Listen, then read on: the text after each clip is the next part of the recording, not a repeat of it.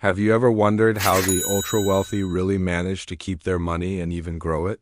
While we all know some basic tips like saving, investing, and budgeting, there are deeper strategies that the rich use that can sometimes be hidden or misunderstood.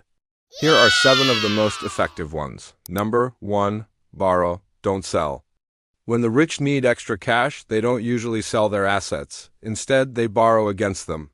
This way, they can access the value tied up in their investments or property without actually giving it up. For example, they might take out a loan against their stocks or real estate. Since they're using their existing assets as security, they often get low interest rates. And here's the key, they only pay taxes on the interest, not on the full value of the loan. This is different from selling an asset and having to pay capital gains tax on the profit. It's a smart way for the rich to free up cash without giving up their investments and paying taxes on them. Number 2, buy through LLCs and trusts. Most of us buy things in our own name, but the rich don't. They use legal structures like limited liability companies or LLCs and trusts. Think of these as special legal entities. When they buy something expensive, they put it in the name of an LLC or trust instead of their own name. Why? There are many reasons. It reduces liability, meaning if there's a lawsuit or debt, it's the company or the trust that's affected, not their personal assets. It helps maximize tax deductions, and it protects their assets. So if there's ever a lawsuit, the lawyers can't go after their personal stuff. Interestingly, even their fancy cars and mansions are often owned by these separate legal entities. Number 3, life insurance as a wealth tool. This one isn't commonly talked about, but the rich use life insurance not just for coverage, but as a way to store wealth. It's called whole life insurance. It works by building up cash value over time, and here's how it benefits the rich. They can borrow against this cash value without paying taxes, and when they pass away, the death benefit goes to their heirs. This is usually a big chunk of money that can help support their family without being taxed.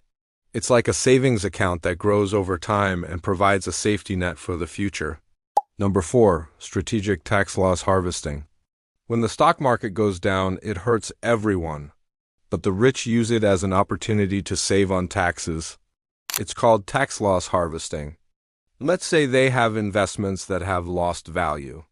Instead of just holding on to them, they sell those investments. By doing so, they make a tax loss. This is different from a regular loss which would affect their bank account. A tax loss affects their tax bill. They can use this tax loss to cancel out any investment gains they've made elsewhere. As a result, they end up paying less tax. And here's the smart part. After selling the investments that had lost value, they often reinvest that money into similar investments. This way they still have money invested, but they've reduced their taxes and prepared for potential future gains. Number 5, access to private investments. Most people invest in publicly traded companies through the stock market, but the rich don't limit themselves to that. They also invest in private companies. This means they buy shares of a company directly from that company. These investments can be in private equity firms, hedge funds, or startups. Sometimes they invest in real estate deals that aren't publicly listed. Now, why do they do this? Because these private investments usually have fewer rules and often provide higher returns. However, there's a catch. You usually need to be an accredited investor to participate in these kinds of deals. It's a term for people who meet certain income or net worth requirements. Basically, it's a way to make sure that only people who can handle the financial risk are involved in these investments. Number 6, moving wealth offshore. Many wealthy individuals spread their money around the world. They keep some in their home country, but also in other countries. This helps them diversify their investments and reduce risks. For example, if there's political or economic trouble in one country, they can rely on their money in other places. Some people even move some of their money to countries with more stable economies. Others do it to take advantage of lower taxes in some countries. But remember, they do this legally through banks in other countries or by setting up trusts in different jurisdictions. It's not about hiding money. It's about having options and reducing risks. Number 7, using charitable foundations.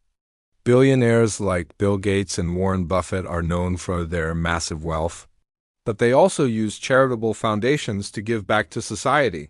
These foundations are not just about helping others. They're also a smart way to manage wealth. Here's how. Instead of giving away individual stocks, which can lead to complicated tax situations, they donate their stocks to the foundation. Since it's a charitable organization, they don't have to pay capital gains tax on those donations. The foundation then uses that money to support various causes. Additionally, the wealthy can receive tax deductions for the value of the stocks they donate. It's a win-win situation. They get to help worthy causes and reduce their tax burden.